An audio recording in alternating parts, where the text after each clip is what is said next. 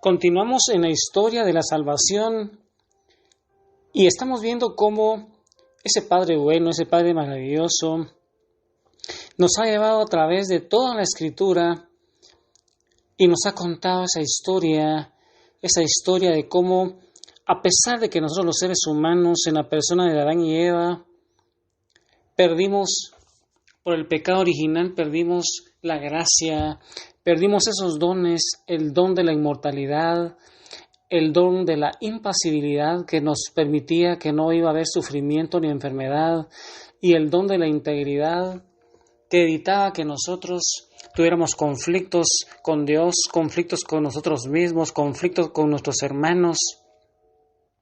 Ese Padre bueno, ese Padre maravilloso, se hizo carne en la persona de Jesús. Y nosotros arrepentidos, aceptando que la voluntad de Dios es que conozcamos al Mesías, para que creyendo en el Mesías nosotros nos salvemos y lleguemos al conocimiento de la verdad que es Jesús. Hoy, hermano, nos toca empezar a revisar ese último libro de la Escritura. Vimos cómo la iglesia naciente, esos hechos de los apóstoles, esa llenura del Espíritu Santo, cómo los apóstoles llevaron la misión a todo ese imperio romano, y cómo en 3-4 siglos ya todo ese imperio romano ya era cristiano, ya era católico. Y el día de hoy, hermano, yo te invito para que saques tu palabra en el libro del Apocalipsis. Pero antes te quisiera preguntar, ¿qué crees tú que significa Apocalipsis? ¿Qué es el Apocalipsis? Este es un libro que muy pocas personas se animan a leerlo. Es un libro de la Biblia que parece tener muchas cosas escondidas, muchas cosas secretas, y entonces, secundario a ello, va despertando mucho interés y más que todo una gran curiosidad.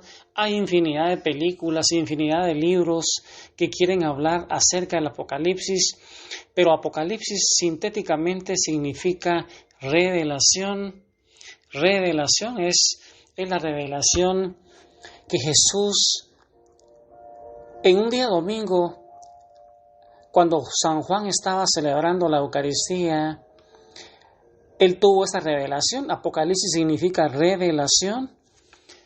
¿Y cuándo crees tú que se escribió el Apocalipsis?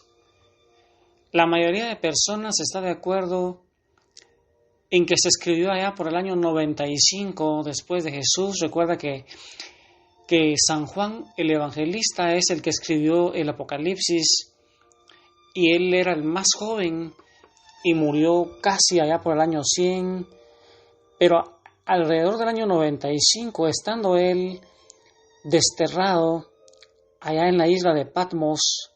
La isla de Patmos queda cerca del mar Egeo, cerca de la costa de lo que hoy se conoce como Turquía, y dice que el Imperio Romano perseguía a los cristianos en la persona de Domiciano. Domiciano era un César que persiguió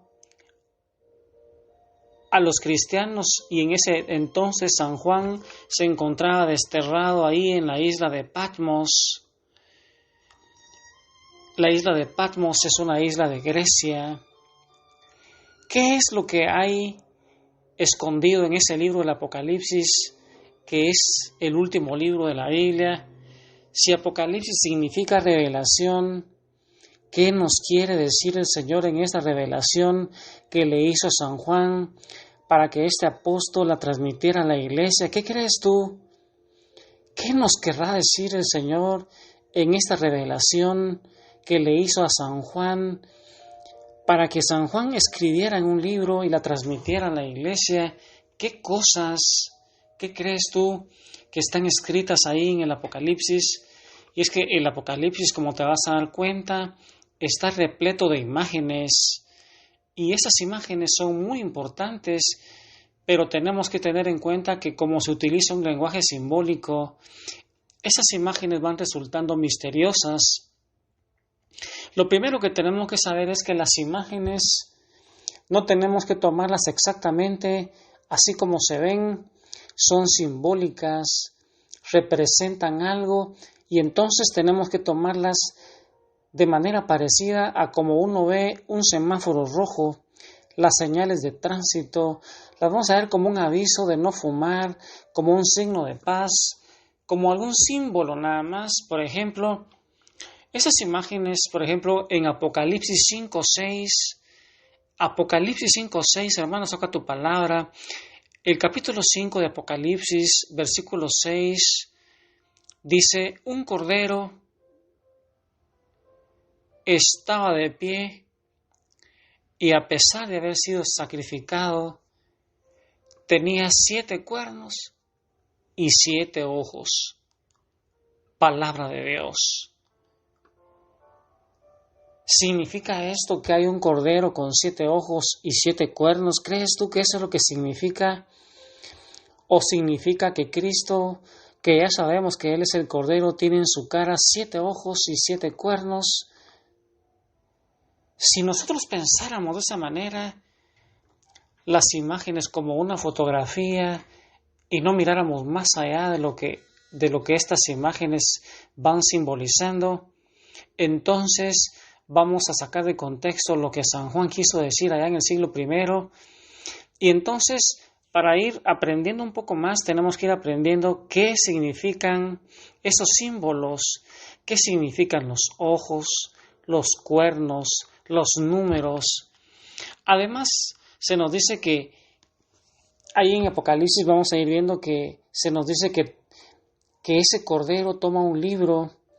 El cordero se adelantó, nos dice Apocalipsis 5:7. Imagínate si nosotros tomáramos al pie de la letra, el cordero se adelantó y tomó el libro de la mano derecha del que está sentado en el trono. Y yo te pregunto, ¿cómo puede un cordero tomar un libro? ¿Será un cordero con manos? ¿Es que se sostienen las patitas traseras y le salieron dedos en las delanteras? ¿Qué crees tú, hermano?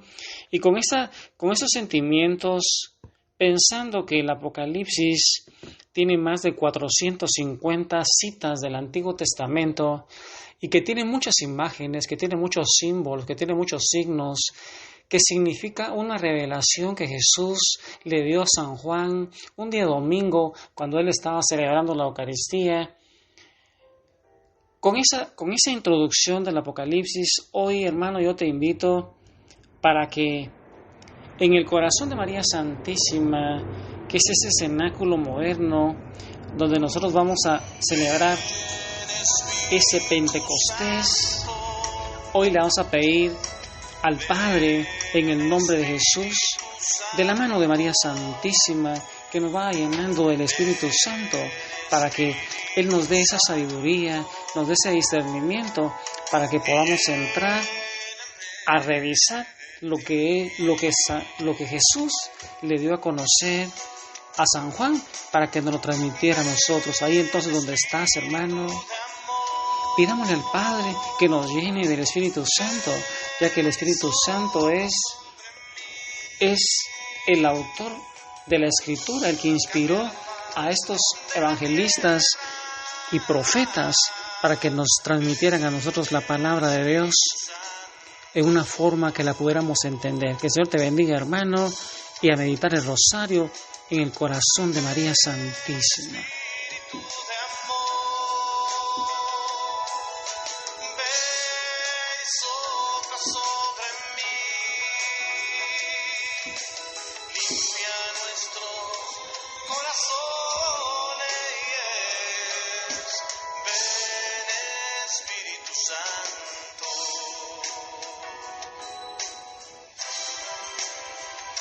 ¿Qué necesidad tenemos del Espíritu Santo? Es que sin esa iluminación, sin ese entendimiento, así como los apóstoles antes de la venida del Espíritu Santo, ellos no lograban entender a Jesús, fue cuando vino el Espíritu Santo allá en Pentecostés, cuando ellos pudieron entender lo que Jesús les decía, con qué razón Jesús le dice a los apóstoles, tengo tantas cosas que decirles, pero todavía ustedes no las entienden y las van a entender hasta que venga el Espíritu Santo. Y este es Este es el canto, el clamor de los primeros cristianos. Ellos le pedían al Padre: Padre, derrama tu Espíritu Santo en el nombre de Jesús para que se realicen señales y milagros, para que la gente crea que Jesús es el enviado de Dios.